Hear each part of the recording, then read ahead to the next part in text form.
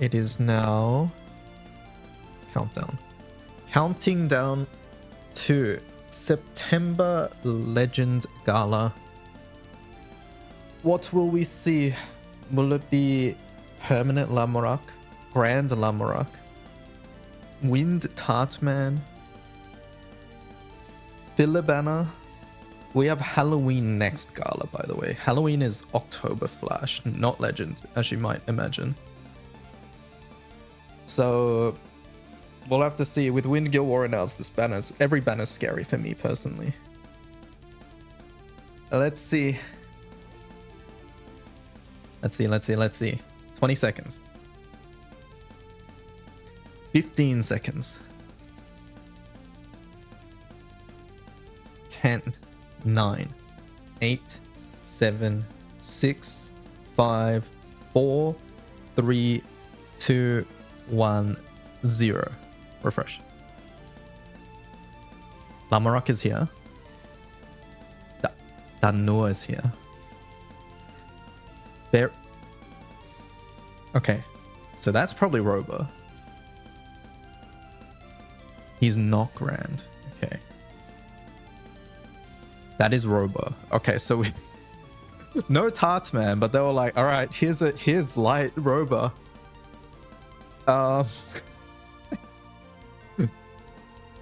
Points now. I'll pay out the points first. Choose outcome. No, there is no new Grand.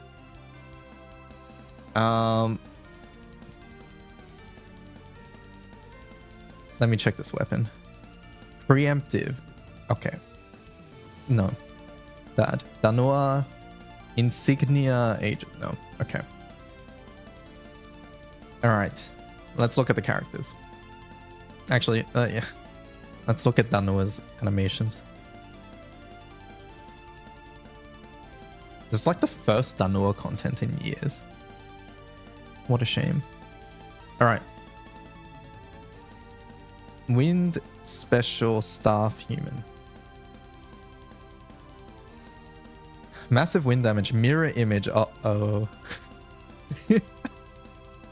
Activates the Ryzen. Hit to all foes attack and defense. Typhon Crest. Uh-oh. This looks bad. Alright, let's see. Green Gale Staff Effect. Violent Effect. How many turns? Okay, it can't be removed. Violent Effect. Boost the wind allies attack, defense, multi-attack rate, supplement damage, 2-turn cut to debuff durations at the end of turn. Caster consumes 1 Typhoon Crest. At 0 Typhoon Crests or upon recast, effect ends. Oh, okay. So you need constant crest to upkeep this. We'll need numbers. This buff alone is... It sounds good. It's on paper good. Alright. Bonus wind damage effect to the wind allies in the previous and next positions. 3-hit flurry effect attack. Wait. Tag team for characters before and after. It's not available on turn 1. So they were like, this is Percy at home, essentially.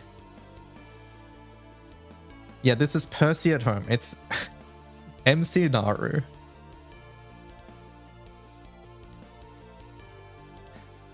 Raise Lamorak's Veiled Jade Fire level by 1 upon wind allies. Triple attacks when Veiled Jade Fire level reaches 3, reset level and activate S1. When a wind ally grants 1 or more Typhoon Crest to Lamorak, 1 turn cut. Thank you for the 20 months well beans. 1 turn cut to Ruken Wind's skill standby. So you can cut it by providing crests. How do you give crests? Other than Mana Diver. Like, other than Mana Diver, how do you get crests? Because in Wind, we don't want to use Mana Diver. We want to use Romp, which is not Typhoon Crest. Elil. Chat, we're already super starved for summons. We can't bring Elil.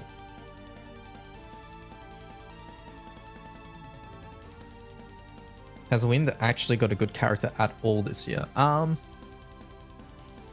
So Wind got busted this year. Character-wise, it's all sort of mid, except for maybe Cassius if you're an FE enjoyer. If you're an FE enjoyer, Cassius is really good. But that's about it. Oh, and Cad Clarice was also this year. Cad Clarice is very good. But also, once again, FA.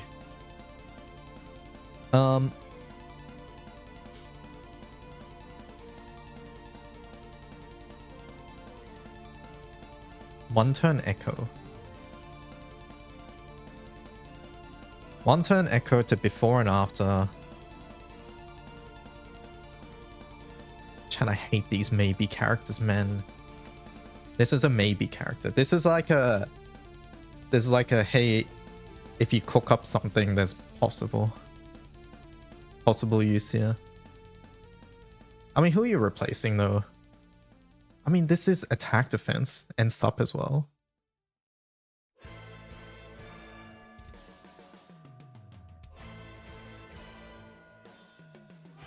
Every time somebody else gives a crest, has to be somebody else.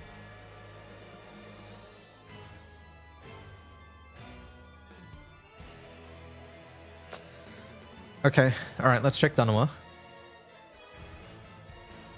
Danua. Dagger Axe. Massive dark damage to a foe, restore Danua's HP. One turn cut to Burgeoning Reaper's cooldown. They updated Libelia's wording. Oh, okay. Precious Doll, 2-hit dark damage, cast deals triple attacks, bonus dark damage effect. Okay. Burgeoning Reaper, while in effect, attacks twice each turn, consumes 15% of max HP. I think one of the other Danuas also had something very similar to this. 5 turns. 5 turns, you cut your HP and you attack twice. Booster casters, dark attack, supplement damage, 2-hit flurry effect. When fearless level is 5, affects all dark allies. Okay. Okay. When a dark ally attacks using a double strike or higher effect, so Erish, raise Danua's fearless level by 1. Gain effects, attack, amp, boost cap, bonus damage on triple attacks. Activate Precious Doll at the end of the turn. When fearless level reaches 5, end cooldown with this. Undying effect, big boost to dark allies based on how low Danua's HP is. Okay. Yeah, it sort of looks like a permanent version of like some of those premium characters. I don't see this doing any more damage than like, you know, someone like Sidala, for example, right? But it's maybe a more budget option there. Hey guys, Editing DY here. I just wanted to add a quick addendum about Lamorak, since now we have his numbers and a better understanding of how his kit works. So this particular buff is really, really strong. It gives perpetuity attack, a bunch of defense, like 80% defense, and 50k supplemental. So this buff and like is really, really strong. It can't be removed. For a permanent character, this is really, really good.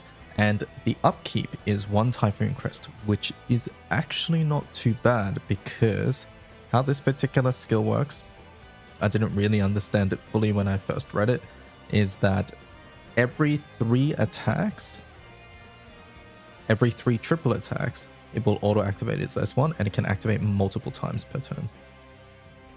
So basically, if you are autoing on your turn, assuming you have some way of guaranteeing triple attacks, he will always be able to sustain the Typhoon Crest needed for his S2. If you click his S1, that's an additional 1 too. And then the other thing here is that his second passive, if you grant him multiple crests during the turn with like Mana Diver Secret Triad or Mana Diver S1, that will also lower this cooldown. But if you get multiple crests after you click the orange attack button, then those only count as 1. So for example, if you have like Busted Call and you click attack, then Zodisum will activate probably 2 times because of this skill, but it will only count towards cutting this cooldown by 1. So that is something to note there. But either way, he generates crests a lot. Even if you have to Ogi, then he will do it here as well. So pretty much this will have a almost guaranteed uptime, assuming you have some way of reliably triple attacking. So yeah, very, very strong buff. Lots and lots of debuffs too, just because this will auto proc a lot. And then, yeah, this will maybe enable some burst setups. At the moment, I can also see him being used in HL. I do think wind normal attack sort of axis HL needs maybe one more character, but this guy is probably the key to that new archetype either way. So yeah, he's good. It doesn't change my overall thoughts on the banner. You should wait for a subtext to get him. Halloween is very soon, but yeah, it's something I wanted to add. Anyways, all right, I'll let the rest of the video play out. Catch you guys later. A skip banner? I mean, this is a skip banner for most people. Yeah, so I've been told Swan is right up. Let's just go have a look. But yeah, this is a skip banner. Swan Raphael right up. Yeah. So this is 100% a skip banner. There's nothing here that's limited to this banner only. Everything here is subtixable and permanently in the banner. We have October Flash next month, right? Which is a seasonal banner. It's Halloween. So, highly recommend that you just wait out this banner and wait for Halloween, pretty much. Wait for Halloween, wait for the end of the year. What do you mean he's not a grand? Yeah, Lamorak, not a grand. Yeah, thank you for the follow. So yeah, that's pretty much what I think. I think if you're hardcore wind main for Guild War and you really need this character for Guild War, then conversation changes, but we'll have to see. We'll have to see. Anyways, chat, say goodbye to YouTube. What's your favorite thing on the banner? What do you guys think? I'm glad Lamorak finally gets a playable though. This guy's been teased forever. This guy's been teased forever, and finally he gets a playable unit. I'm surprised about the Fairy Princess. I thought they would put Tartman here. But maybe Tartman is October Part 2 now. We'll have to see.